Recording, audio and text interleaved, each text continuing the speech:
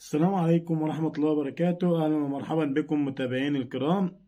زي ما عودناكم كل يوم بفيديو عن الأسعار في السوق المصري، والفيديو ده خصصناه إلى أسعار فول الصويا واللوبيا البلدي. قبل ما نبدأ بدعوكم إلى الاشتراك في القناة وتفعيل زر الجرس وعمل لايك أو إعجاب على الفيديو عشان يوصل لغيرك والكل يستفيد ويعرف السوق ماشي إزاي.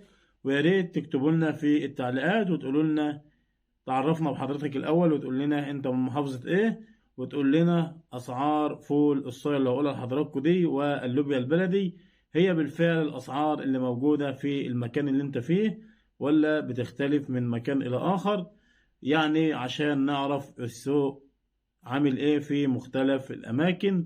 يلا بينا نبدأ أسعار فول الصويا اليوم الأربعاء الموافق 16/11/2022. يلا بينا نبدأ أسعار. بالنسبة للفول الصويا يتراوح سعر الطن الفول الصويا من 23 إلى 23 و500، وأعلى بضاعة بتوصل 24 إلا ربع.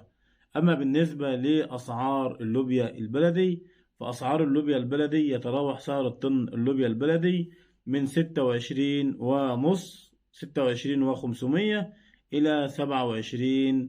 طبعا الأسعار ديت أسعار شراء من الفلاح، يعني لو هتوصل لك يعتبر هتزيد يعني حسنة التاجر وأجرة النقل. دي حبيت أقول لكم أسعار الفول الصويا واللوبيا البلدي على السريع كده. كان معاكم حمد السيد، قناة منوعات البلدي. دمتم في حفظ الله ورعايته، ربنا يسترها ويرزق الجميع من فضله وما يخسرش حد أبدا. السلام عليكم ورحمة الله وبركاته.